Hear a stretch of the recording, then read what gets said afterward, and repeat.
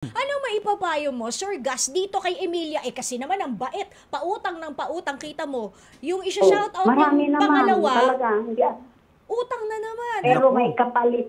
Ano? Pero may Ano? kapalit ang Wag mga buhay! pautang ko na nawala. Wag buhay, ayaw ni Sir Gus doon. Ako, i-report ka talaga niya Mahirap sa yun. forensics, di ba? Oo. Oo. Ano mapapayo mo, Sir Gus? May papayo ko siyempre yung laging maingat tayo, lalo ngayon na mundo ng digital, napakahirap ng impormasyon. Oo. Napakadali ng impormasyon, maraming nagsasamantala Yun. sa kahit mga Marami. confidential mga impormasyon, hindi na natin basta-basta nitatago. Ayun. Nalalaman yan. Maganda ang salita nila pag umutang sila, pero pag bayaran, nagtatago na. Oh, di ba? Totoo. Yan. Kuhang-kuha yung gigil ni Emilia, di ba? Talagang Huwag ka mag-alala. gigil na gigil. Pag nahuli yan, sigurado, nandyan yan sa forensics ni Sir Gus Abelgas.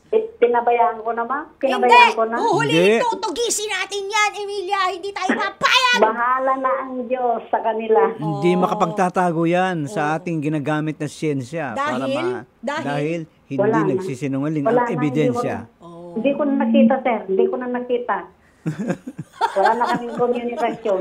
Huwag ka Wala nga na. mag-alala, tutugisin natin. Lalabas at lalabas yan. Mabubunyag yan.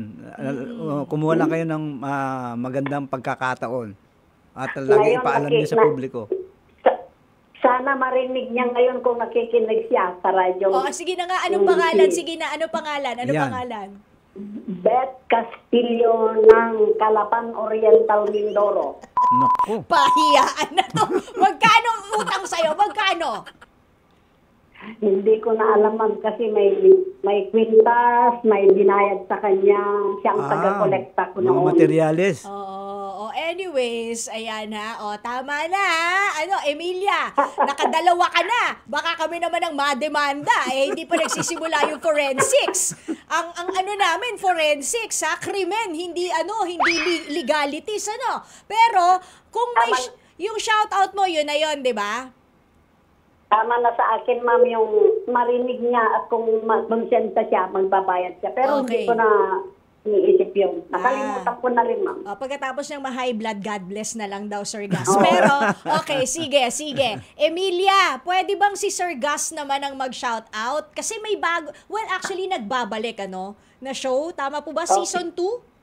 Season 4 na! Season Grabe, 4. kabilis naman ng panahon. Oo. Nakalain mo yun. Dati nagbubungguan lang tayo sa kabilang istasyon. O Oo nga. sige, pwede ba, Bilis. Emilia, si Sir Gus naman ang mag-shoutout? Kasi yun nga, yung forensics, Season 4 na. Okay lang ba yun? Okay, sir. Parang okay, nasamid pa si Ma'am Emilia. Ayan, makinig po lagi tayo na mapapalalahanan namin. Lalo na, magkakaroon na ang forensics ng Season 4 simula bukas sa 7 p.m. sa 1 PH. Yan. At sa Channel 5 pa sa mga susunod na araw, abangan ninyo. Dahil pagdating dito, madali nating mapapag-usapan yung mga paraan ng panibagong pagresulta ng krimen sa pamamagitan ng siyensya. Yan. O, di ba? Ang bongga. And syempre, total, nandito na rin kayo sa shoutout. Sino mga gusto mo i-shoutout, Sir Gus? Bukod sa pag-shoutout ng Forensics, Season 4. Baka may gusto kang i-shoutout. Siyempre, yung Ganon. Kanina pinagdaling-daling ka. Ngayon naman ganito. Ganito naman. Kasi yun yung shoutout.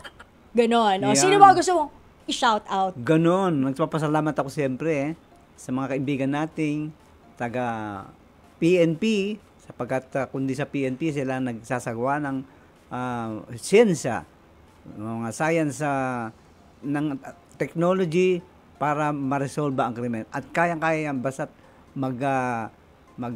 taga lang tayong sundan ang bawat ebidensyang nakukuha natin sa crime scene. Yon, shoutout na rin syempre sa EP ng Forensics, Yeah. Jen Barona. Jen Barona. I'm so proud Yan. of you, ha? Ganoon na rin Hinahanap kang lagi. ating researcher, si Martina Torres. Ayan, ha?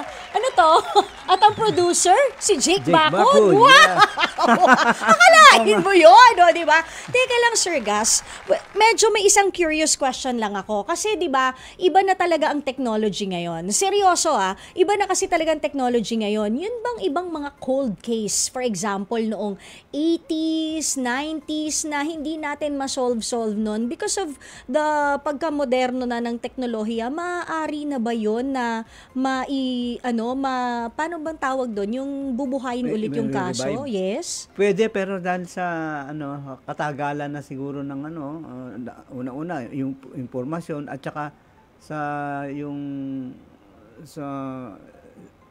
hindi na halos na i-file yung mga record nun. Kaya mahirap pero pag intact lahat ng details plus the evidences, is it possible? Possible yun. And yet nga, ang number one dyan, yung mga halos siyempre ang ebidensya nun.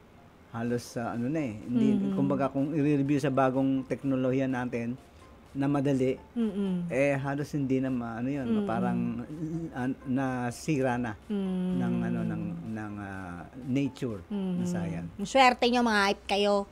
Anyways. Ayan. Sabay tayo doon sa pagsasabi ng tagline mo. Dahil 1, 2, 3. Dahil hindi nagsisinungaling ang ebidensya.